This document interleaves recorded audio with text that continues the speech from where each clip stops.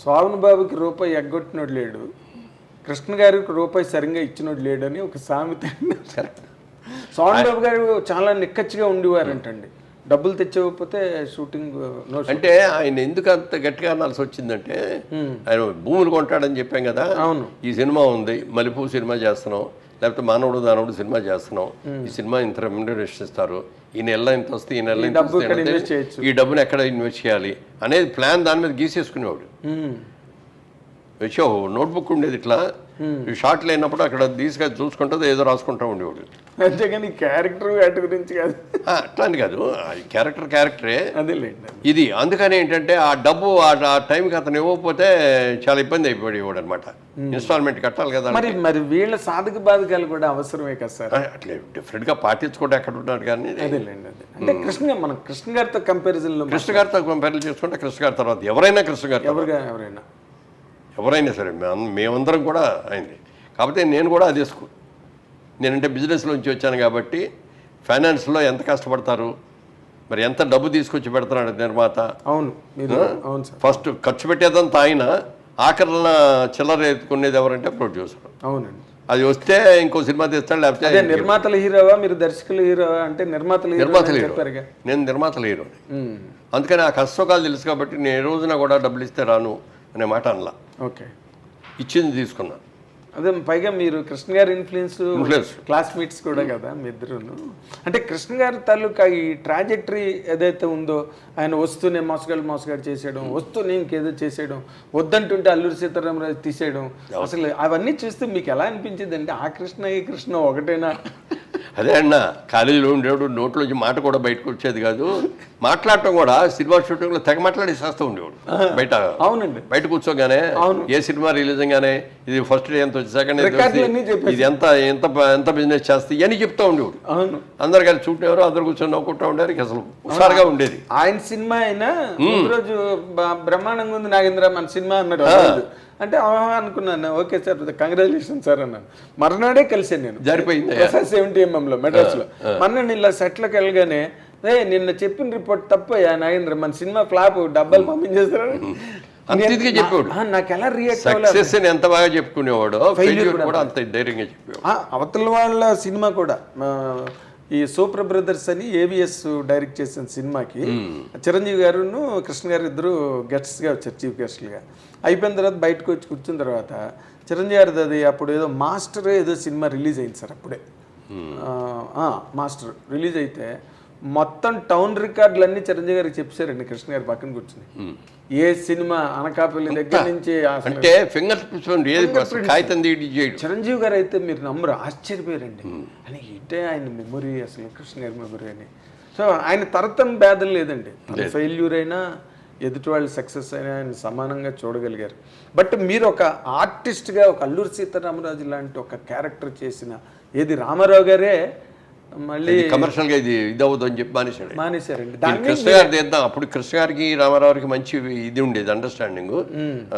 ఈయన సినిమాలు కూడా చేశాడు కదా, దేవుడు ఎన్ని చేశాడు కదా. ఈ మొదలు పెట్టినప్పుడు వెళ్ళి అడిగాడు కృష్ణ గారు, ఏమంటే మీరు అల్లూరి సీతారామరాజు గారు తీద్దామని అనుకున్నారు కదా, స్క్రిప్ట్ అవన్నీ కూడా మీరు రెడీ చేశారు, తీస్తున్నారా అని అడిగాడు. అది కమర్షియల్గా వైబుల్ అవుతాయా, అందుకని ఆలోచిస్తున్నాను ఏం చేద్దామని అన్నాడు. మీరు కనుక డ్రాప్ చేశాను అనుకునేటైతే నేను తీద్దామని ఉందండి అన్నాడు. ఏ కృష్ణ నువ్వు అనవసరంగా చేతులు కాల్చుకుంటావు, వద్దు అని చెప్పాడు ఆయన. డబ్బులు పోతాయి, అది కమర్షియల్గా ఇదయ్యేది కాదు సినిమా. ఏదో అడవుల్లోకి పారిపోతాడు, ఏమవుతాడు ఎంతసేపు ఆ బాణాలు, ఈయన యాక్షన్ సినిమాలో చేసాడు పెద్ద గన్లు మిషన్ గన్లు ఏముండవు, బాణాలు వేయటమే కదా అన్ని సార్. పెద్ద డ్రెస్సింగ్ లేవు, డ్రీమ్ సాంగ్లు లేవు, ఏముండవు, ఏం లేవు. దానికి ఆయన ఏంటంటే సినిమా స్కోప్లో తీసేసి మొత్తం అవుట్డోర్ తీసుకెళ్ళి చింతపల్లి ఫారెస్ట్ల దగ్గర పెట్టేసి అందరు క్యాంప్ అక్కడ పెట్టేసేసి అట్లా. ఆ డైరెక్టర్ కూడా మొదటి రోజే హార్ట్ అటాక్ వచ్చింది రామచంద్రరావుకి. వస్తే ఏం చేయాలని తెలియకపోతే ముందు హాస్పిటల్కి తీసుకెళ్ళిపోండి, వైజాగ్ అక్కడికి తీసుకెళ్ళి ఇది చేశారు. అప్పుడు అక్కడి నుంచి దగ్గరికి అది అక్కడ చేసి వెళ్ళేటప్పుడు రామచంద్రరావు మీరేం కంగారు పడకుండా వెళ్ళండి, ఎవరిని మీరు చేసుకొని మీరే తిరిగి వస్తారు, మీరు తిరిగి వచ్చేవరకు నేను డైరెక్ట్ చేస్తానండి అన్నాడు. అప్పుడు దాకా డైరెక్షన్ కూడా తెలియదు వీరికి. ఓకే, కాకపోతే అంటే దాంట్లో సబ్జెక్ట్ అంతా కులంకషంగా A to Z తెలుసు కాబట్టి అదే పట్టుదలతో మొదలు పెడుతున్నాడు కాబట్టి ఆయన చేయటం మొదలెట్టాడు. మొదలు పెట్టేసాడు. సినిమా డైరెక్టర్ ఎవరు పేరంటే ఆయన పేరే వేసాడు. అవునండి, వి రామచంద్ర గారి పేరే ఉంటుంది. ఆయన తర్వాత వచ్చి అసలు తగ్గి ఆయన వచ్చి మళ్ళీ షూట్ చేయలే. అవును, పోయారు.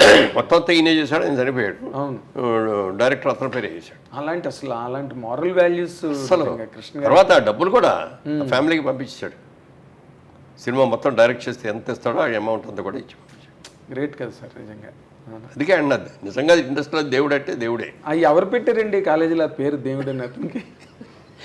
నేను మాత్రం పెట్టలేదు, కానీ ఎవరు పెట్టారు చాలా ముందు చూపుతో పెట్టాడు అనిపించింది నిజంగా. అంటే దేవుడు అన్న పేరు దేవుడే పెట్టాడేమో అనిపిస్తుంది. లేకపోతే అసలు అలాంటి ఆలోచన ఇప్పుడు ఏదో బొంగమూతనో ఏదో జడ్డివాడో ఇలాంటివే పెడతారు, కానీ దేవుడు అని పెట్టడం ఏంటి సార్? అంటే తెల్లటి బట్టలు వేసుకొని చక్కగా అందంగా ఉండి వైట్ డ్రెస్ వేసుకుని, వైట్ డ్రెస్ ఎక్కువ వేసేవాడు. మంచి జుట్టు, గిరిజాల జుట్టు చాలా బాగుండేది అప్పుడు. తర్వాత ఊడిపోయింది కానీ. అవును, మీ అందరికీ ఊడిపోయింది. అసలు అక్కడికి వెళ్ళింది రామారావుది ఎంత పెద్ద జుట్టు అండి, ఎందుకు బ్రహ్మాండమైంది. నాగేశ్వరరావుది దొంగరాముడు సినిమాలో మంచి హెయిర్ స్టైల్, సోహన్ బాబు గారిది మీ అందరిది. కానీ బట్ ఆ విగ్గులు పెట్టేసి రిఫ్లెక్టర్స్, ఆ విగ్గులు పెట్టంగానే ఏమవుతుందంటే లోపల చెవటలు పట్టేస్తాయి. ఆ చెవటలు పట్టేసి దానికి అట్లాగే ఉండేటప్పుడు కూడిపోతాం. తర్వాత ఇంకోటి, ఇప్పుడు కృష్ణ గారికి రామారావుకి మధ్యలో రిఫ్ట్ రావడం, వాళ్ళిద్దరి మధ్య డిఫరెన్స్ ఎవ్వడికి ఏమి తెలియదు సార్. ఊరికి అవ్వాకులు చెవ్వాకులు పేలుతారు సార్ బయట. ఏమండి అసలు ఏం జరిగింది సార్ వాళ్ళిద్దరి మధ్యన? అంటే యాక్చువల్గా నాకు కూడా దాంట్లో ఇన్వాల్వ్ కాలేదు నేను, ఎందుకంటే బట్ కొంతవరకు జెన్యూన్ ఇన్ఫర్మేషన్ వచ్చి ఉంటుంది. అదే ఇప్పుడు ఈయన కూడా సినిమా చేద్దామని అనుకున్నాడు. రామారావు గారు ఆయన అప్పుడు ఇంకా మొదలు పెట్టలేదు అనుకుంటా. ఆయన కూడా లేదు, ఆయన పడుతున్నాడు, స్క్రిప్ట్ వర్క్ ఇదంతా జరుగుతుంది. ఈ టైంలో ఇతను మొదలు పెట్టాడు. మొదలు పెట్టినప్పుడు ఆయనకి పౌరుషం వచ్చింది. ఏంటి పౌరాణిక క్యారెక్టర్ నేను చేయాలి కానీ కృష్ణ చేస్తే ఎవరు చూస్తారు అని చెప్పి ఈయన సైమల్టేనియస్గా మొదలుపెట్టి నెల రోజుల్లో సినిమా తీసేసి రిలీజ్ చేశాడు. ఆయన పెద్ద హిట్ అయిపోయింది. ఏది? ఎన్టీ రామారావు సినిమా దానవీర్ సూర్కర్. అవునండి, అవును. అందులో 4-5 క్యారెక్టర్లు చేసి ఆయన డైరెక్ట్ చేసి, అది చాలా భయంకరమైన ప్రయోగం సార్ అది దానవీర్ సూర్కర్. ఆయన కాబట్టి ఈయనకి దేవుడు అని పేరు పెట్టారు. ఆయన పూర్తిగా దేవుడు, నిజంగా దేవుడు, దైవాంశ సంభూతుడు. 100% దానిలో డౌట్ లేదు. ఎవడు కృష్ణుడు వేసినా కృష్ణులాగా ఉంటాడు, దుర్యోధనుడు దుర్యోధనులాగానే ఉంటాడు, రావణాసురుడు ఇస్తే రావణాసురుడులాగానే ఉంటాడు. బాబాయ్ మైండ్ బ్లోయింగ్. అంటే నార్మల్ గా ఆయనకి దేవుడు అని పేరు పెట్టారండి మీ కాలేజీలో, బట్ ఎన్టీ రామారావు ప్రత్యక్ష దైవాంశ సంభూతుడు. ఎందుకంటే ఆయన కృష్ణుడు గెటప్పు మాయాబజారులో చేసినప్పుడు, ఇప్పుడు ఇది వచ్చేది విజయ్ చిత్ర అని ఒక మ్యాగజైన్ గుర్తుంది కదా, కలర్ ప్రింటింగ్. అప్పట్లో కలర్ ప్రింటింగ్ ఉండేది కాదు, అది ఒక్క మ్యాగజైన్ కలర్ లో ఉండేది. అవునండి. దాంట్లో సెంటర్ స్ప్రెడ్ లో రామారావు గారిది ఈ కృష్ణుడు గెటప్ వేశారు.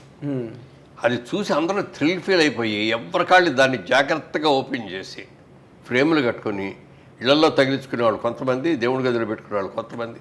ఇప్పటికే ఉన్నాయి కొన్ని ఇళ్లలో. అవునండి, కృష్ణుడు గెటప్ ఆయన అన్డౌటెడ్గా సార్, అన్డౌటెడ్గా. మొన్న ఎవరో వాళ్ళు లేనిపోని కాంట్రవర్సీ లేపి ఎన్టీ రామారావు విగ్రహం, ఇప్పుడు చాలా చోట్ల అల్లూరి సీతారామరాజు విగ్రహాలు మీరు గమనించండి కృష్ణ గారి లాగా ఉంటాయి. అదే అంట, ఆడు కూడా మనిషి కదండి, శిల్పి చెక్కేవాడు కదా, ఆడికి ఒక ఆనికి కావాలి కదా.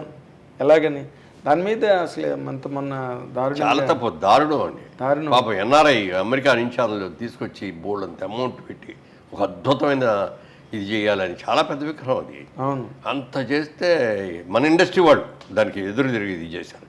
దీని వెనక అప్పుడు ఎంక్వైరీ చేస్తే ఏంటంటే పొలిటికల్లో ఇది జరిగింది. ఈయన ఇది పెట్టేసేస్తే అజయ్ కుమార్ గారు కదా మినిస్టర్, అవును, ఈయన పేరు వచ్చేస్తుంది అని చెప్పి దాన్ని దెబ్బ కొట్టడం కోసం యాదవ్లు ఆర్టిస్టులు వాళ్ళని కొంత ఇది చేసేసి వాళ్ళే డబ్బులు ఇచ్చి ఇది చేసి నేను పెట్టించారు పొలిటికల్గా. ఓకే, ఇప్పటివరకు రాలా. ఇక నిన్న ఏదో మాటల మీద ఆయనే ఫోన్ చేశారు, ఏమైంది కేసు అంటే, అది ఇప్పుడప్పుడే తేలేటట్లేదండి, ఈ విగ్రహాన్ని అప్పటిదాకా అట్లా ఉంచడం ఇష్టం లేదు, పక్కన ఎవరిదో ల్యాండ్ ఉంది, ఆ ల్యాండ్ అతను కూడా ఇస్తున్నాడు, అక్కడ పెట్టేసి చేస్తున్నాం, తొందరలో దాన్ని స్టార్ట్ చేస్తాం, ప్రతిష్ఠించేస్తాం చెప్పారండి. చెప్పాడే. Okay, very good, very good. అంటే రామారావు గారితో పాటు ప్యారలల్గా నాకు రామనాయుడు గారు ఒకసారి నాతో అన్నారు సార్, ఎన్టీ రామారావు గారి మాస్ పాపులారిటీ, మాస్ బేస్ని అటాక్ చేసిన హీరో ఒకే ఒక హీరో కృష్ణ అని. అంటే అతను కూడా మాస్ హీరో కదా, మాస్ హీరో, కృష్ణ గారు కూడా మాస్ హీరో. జేమ్స్ బాండ్ సినిమాలన్నా బాగా వచ్చినాయి, తర్వాత రామారావు ఆయన కలిసి చేసి ఈ బాగా వచ్చినాయి, అవును అన్నీ వచ్చినాయి. అంతే డైరింగ్గా వెళ్ళిపోయాడు. అదే ఆ క్రేజ్ ఎక్కువ వచ్చిందండి, ఆయన డేరింగ్ అండ్ డాషింగ్ అన్న ఒక క్రేజ్. కానీ వాళ్ళిద్దరి మధ్య వచ్చిన రిఫ్ట్ ఎన్నాళ్ళు కంటిన్యూ అయింది? అది పెద్ద ఎక్కువ రోజులు ఇవ్వండి, ఓకే, తొందరగానే. అదే మన అల్లూరి సీతారామరాజు దాన్ని కూడా నాగేశ్వరరావు గారికి అగేనెస్ట్గా కూడా చేశారు దేవదాసు. అవును, అందరం ఇండస్ట్రీలో చాలా మంది అనుకున్నాం దేవదాసు ఫెయిల్ అయిపోతాడని. ఆ సినిమా కంటే ముందేమో పాత దేవదాసు రిలీజ్ చేశారు, అది 100 days ఆడేసింది. అది కూడా అంటే ఇప్పుడు మనం మాట్లాడితే ఏదో మన ఇండస్ట్రీలో వ్యవహారాలు కాబట్టి, కానీ అది కూడా ఏదో ఒక పాలిటిక్స్ చేసి దాని ఐశ్వర్య దాదాస్ రిలీజ్ చేశారు కృష్ణ గారి మీద అని ఒక టాక్ నడిచింది. ఎవరో కొన్ని రైట్స్ తీసుకున్నారు, అది తీసుకొని చేశారు వాళ్ళు కమర్షియల్గా ఆలోచించింది. అదే దీని మీద కోపం కానీ ఇదే అని కాదు. ఈ గొడవలో అసలు దేవదాస్ అంటే నాగేశ్వరరావు గారే అనే కదా ఇండస్ట్రీలో. 100% అదర్ లాంగ్వేజ్ దిలీప్ కుమార్ చేశారు, తమిళ్లో శివాజీ అందరూ చేశారు, అన్ని ఫెయిల్ చేయాలి. దిలీప్ కుమారే అన్నాడు ఈజ్ బెస్ట్ అని చెప్పి, ఈజ్ ద బెస్ట్ అని చెప్పి చేశాడు. దానికి తోడు ఘంటసాల గారి పాటలు, అజరామరావు పాటలు, అసలు దాంట్లో సావిత్రి గారు అసలు. సో అవన్నీ ఏంటంటే ఇది రిలీజ్ చేసుకుంటే మరి డబ్బులు వస్తాయి అనుకున్నారు, రిలీజ్ చేశారు బ్రహ్మాండంగా. కంప్లీట్ కమర్షియల్, అది కమర్షియల్ ఇదే తప్ప ఇందులో కృష్ణ గారి మీద ఇండియాలో కూడా లేరు. అప్పుడు గుండె ఆపరేషన్ కోసం అమెరికాలో ఉన్నారు. ఆయన పర్మిషన్ తీసుకుని రిలీజ్ చేశారంటండి ఆ రోజున, అంటే ఇండస్ట్రీలో మాట్లాడుకునే మాటలు. తర్వాత ఇన్ జనరల్గా సార్ రామారావు, నాగేశ్వరరావు, కృష్ణ గారు ఇదంతా ఇలా జరిగితే మీరు ఒక సక్సెస్ఫుల్ పర్సన్, నటుడుగానా, నిర్మాతగానా, లేకపోతే ఒక రియల్ ఎస్టేట్ రియల్టర్గానా, లేకపోతే రాజకీయాలు కాస్త పక్కన పెడదాం సార్, ఇందులో మీరు you are a very very highly successful person sir. అంటే ఫెయిల్యూర్స్ని దగ్గరికి రానివ్వని ఒక విజయవంతమైన వ్యక్తి మీరు. మీ అంత ఒక విజయవంతమైన వ్యక్తి అంటే మీ తాలూకా క్రమశిక్షణ అనండి, పట్టుదల, దీక్ష, ఏవైనా అనండి దాన్ని. But you are a successful man till this minute.